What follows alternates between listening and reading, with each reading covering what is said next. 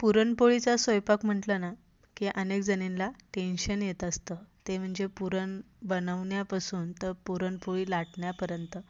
आज आपण एकदम सोप्या पद्धतीने आणि अगदी कमी वेळेमध्येच पुरणपोळी कशी बनवायची ही रेसिपी बघतोय. अगदी कमी वेळेमध्येच आपण कुकरमध्ये पुरण कसं शिजवून घ्यायचं, त्यानंतर न वाटता सुद्धा पुरणपोळी कशी बनवायची, पीठ कसं मळायचं, सविस्तर अशी रेसिपी आपण इथे बघणार आहे. त्यामुळे रेसिपी शेवटपर्यंत बघा. तर चला कोणताच वेळ न घालवता पटकन रेसिपीला सुरुवात करू. इथे मी साधारणतः वजनी प्रमाण म्हटलं तर अर्धा किलो आणि वाटीच्या प्रमाणाने म्हटलं तर 1.5 वाटी एवढे मी इथे चण्याची डाळ घेतलेली आहे. चण्याची डाळ स्वच्छ 3-4 पाण्याने चोळून धुवून घ्यायची. धुतल्याच्या नंतरनं जे पाणी असतं ते पूर्ण पाणी काढून घ्यायचं आहे. नंतरनं इथे कुकर घेतलेला आहे. कुकरमध्ये आपल्याला चण्याची डाळ घालून घ्यायची आहे आणि त्यामध्ये आपल्याला थोडीशी हळद आणि 1 चमचाभर आपल्याला तेल घालायचं. तेलामुळे ना डाळ चांगली मऊसूत शिजली जाते आणि हळदीमुळे पुरणाला चांगला पिवळसर कलर येतो. आता शिजवताना यामध्ये आपल्याला गरम पाणी घालायचं आहे आणि अगदी 4 शिट्ट्या घेऊन आपल्याला डाळ इथे शिजवून घ्यायची. 4 शिट्ट्यांमध्ये इतकी मऊसूद ही डाळ शिजली जाते. अगदी पुरणासारखे पुरण वाटलं नाही चाळणीतून बिळणीतून तरी तुम्ही पुरणपोळी बनवू शकता. इथे एक गाळणी घेतलेले, कढईमध्ये गाळणी ठेवून घ्यायची आणि डाळ आपल्याला यामध्ये घालून पूर्ण पाणी इथे निथळून घ्यायचं. हे बघू शकताय तुम्ही अशा पद्धतीने. डाळ आपण निथळून घेतली की परत आपल्याला चाळणीतली डाळ कढईमध्ये घालून घ्यायची आणि तुमच्याकडे जर असा मॅचर असेल पावभाजीचा तर त्याने आपल्याला डाळ चांगली हटवून घ्यायची आणि जर मॅचर नसेल तर अगदी तुम्ही तांब्याने किंवा ग्लासाने पेल्याने सुद्धा तुम्ही ही डाळ अशी घोटू शकता. इतकी घोटून घ्यायची की पूर्ण पुरणासारखीच ती अशी बारीक झाली पाहिजे एवढी ती आपल्याला घोटून घ्यायची. अर्धी वाटी गूळ आणि अर्धी वाटी साखर घातलेले, चिमूटभर मीठ घालायचे, विलायची पावडर घालायचे आणि परत एकदा मॅचरच्या साहाय्याने आपल्याला हे सगळं मिक्स करून घ्यायचं आहे. तर इथे तुम्ही बघू शकताय पुरण पातळ झालेलं असलं तरी पुरण एकदम वाटल्यासारखं झालेलं आहे. अजिबात अशी वाटायची सुद्धा गरज पडणार नाही एवढं ते बारीक झालेलं आहे. आता इथे पुरण पूर्ण सुकेपर्यंत आपल्याला हे सारखं हलवत राहायचं. गॅस इथे मोठा ठेवलेला आहे. गॅस मोठा असेल तर आपल्याला पुरण सारखं हलवत राहायचं, नाही तर पुरण शक्यतो खाली लागण्याची शक्यता खूप असते. तर इथे तुम्ही बघू शकता अगदी मोठ्या गॅसवरती सारखं हलवत राहिलं तर अगदी 10 मिनिटाच्या आत सुद्धा हे पुरण आपलं सुकं होतं.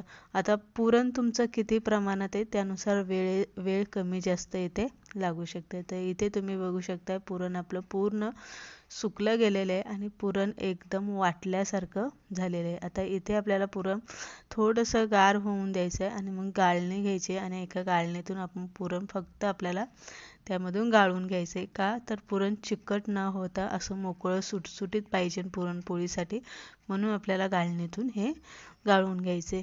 नाही गाळलं आणि तशीही तुम्ही पुरणपोळी बनवली तरी काही हरकत नाही. पुरणपोळी अजिबात फुटणार नाही कारण पुरण एकदम वाटल्यासारखं झालेलं आहे. इथे तुम्ही गाळणीमध्ये बघू शकताय काही सुद्धा डाळ शिल्लक राहिलेली नाही. इतकं पुरण आपण इथे कुकरच्याच 4 शिट्ट्यांमध्ये बारीक असं वाटून घेतलेलं आहे. पुरण एका ताटामध्ये काढून थोडंसं असं हवेवरती ठेवायचं म्हणजे ओलसरपणा त्यातला कमी होतं. इथे घेतलेले मी गव्हाचं पीठ. गव्हाचं पीठ आपल्याला 2 वेळा चाळणीने चाळून घ्यायचं आहे. 0 नंबरची जी चाळणी असते आपली त्या चाळणीने 2 वेळा तुम्हाला गव्हाचं पीठ चाळून घ्यायचे. त्यामध्ये थोडंसं मीठ आणि थोडीशी हळद घालायची आहे म्हणजे पुरणपोळी आपली लालसर येणार नाही. कारण गव्हाच्या पिठाची पुरणपोळी थोडीशी लालसर येत असते, त्यामुळे आपल्याला यामध्ये हळद घालायची. आता इथे पाणी घालून आपल्याला हे पीठ मळून घ्यायचे. गव्हाचं पीठ असल्यामुळे आपल्याला ते जास्त घट्ट मळायचं नाही तर हलकंसं असं सैलसर मळून घ्यायचं. जर तुम्ही गव्हाचं पीठ घट्ट मळलं तर पुरणपोळी मऊ लुसलुशीत न येता अशी कडक येईल आणि वातड सुद्धा होऊ शकते किंवा लाटताना ती पुढे पटकन सरकणार नाही. 2 पळ्या तेल घालायचं, व्यवस्थित गोळा आपल्याला बनवून घ्यायचा आणि फक्त आपल्याला तो मोजून 15 ते 20 मिनिटं झाकून ठेवायचा. 15-20 मिनिटानंतर आपल्याला परत एकदा तेलाच्या 2 पळ्या यामध्ये घालायच्या आहे आणि पीठ परत एकदा आपल्याला चांगलं मळून घ्यायचं आहे. आता जर तुमच्याकडून पीठ मळायचं फसलं असेल आणि पीठ तुमचं प्रमाणापेक्षा पातळ झालं असेल तर इथे मात्र तुम्हाला गव्हाचं पीठ न वापरता मैद्याचं पीठ थोडंसं वापरायचं आहे, म्हणजे पिठाला जरासा घट्टपणा येईल. आणि तेल मात्र गव्हाच्या पिठाला थोडंसं जास्त लावायचं, म्हणजे पुरणपोळी जी आहे ती एकदम लवचिक आणि मऊ लुसलुशीत येईल. पीठ परत एकदा आपण चांगलं मळून घेतलेलं आहे. त्यानंतर आपण आता इथे पुरणपोळी बनवायला घेऊ. आता पुरणपोळी इथे आपल्याला किती मोठी बनवायची आहे त्यानुसार पीठ घ्यायचं. पिठाचा एक गोळा घ्यायचा, व्यवस्थित हातावरतीच पारी बनवून घ्यायची. आता इथे तुम्ही कितीही पुरण घातलं तरी तुमची पुरणपोळी फुटणार नाही, जर तुम्ही या पद्धतीने स्टेप बाय स्टेप पीठ मळलं, पुरण केलं आणि व्यवस्थित उंडा बनवला तर. वरचा व्यवस्थित उंडा आपल्याला तोंड मिळवून घ्यायचं. एक्स्ट्राचं जे पीठ आहे ते काढून टाकायचं, म्हणजे मध्यभागी पुरणपोळी अजिबात जाड होत नाही. आता पुरणपोळी अनेकदा फुटण्याची शक्यता असते, तर त्यावेळेस काय करायचं आहे, हातावरती पोळीचा उंडा जो आहे तो असा जरासा मोठा करायचा आहे आणि नंतर पुरण घालून जरासा हातानेच थापून घ्यायचा, म्हणजे तुमची पुरणपोळी अजिबात फुटणार नाही. तरी पण तुम्हाला असं वाटत असेल तर लाटताना पुरणपोळी कडेने लाटायची, मध्ये अजिबात पहिल्याने सुरुवातीला लाटायची नाही. सगळ्यात शेवटी पुरणपोळी ही मध्ये लाटून घ्यायची, पण सगळ्यात पहिली पुरणपोळी आपल्याला कडेनेच लाटत लाटत तिला मोठी करायची आहे. इथे पुरणपोळी गव्हाचं पीठ वापरलं असेल तरी पुरणपोळी लाटण्यासाठी मात्र गव्हाचं पीठ नाही तर मैद्याच्या पिठाचा वापर करायचा, म्हणजे काय होतं, पुरणपोळी पटकन पुढे सरकली जाते. पुरणपोळी भाजताना गॅस आपल्याला इथे जास्त मोठा ठेवायचा नाही किंवा जास्त बारीकही ठेवायचा नाही, तर मीडियम असा ठेवायचा, जेणेकरून पुरणपोळी वातडसुद्धा झाली नाही पाहिजे आणि पुरणपोळीला व्यवस्थित हीटसुद्धा भेटली पाहिजे भाजण्यासाठी आणि फुगण्यासाठी.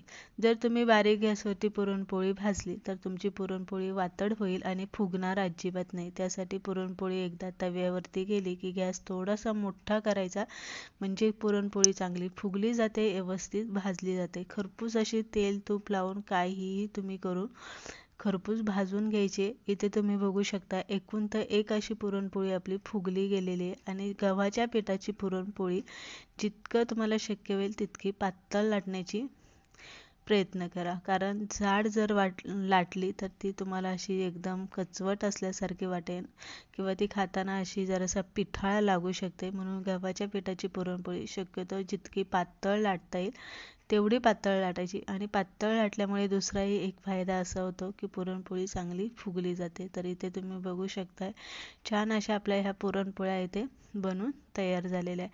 अशा पद्धतीने आज आपण दसरा विशेष मस्त असं कुकरच्या 4 शिट्ट्यांमध्ये पुरण तयार करून गव्हाच्या पिठाची गुबगुबीत अशी पुरणपोळी इथे बनवून घेतलेली. रेसिपी तुम्हाला आवडली असेल लाईक करा, शेअर करा, कशी वाटली कमेंट करून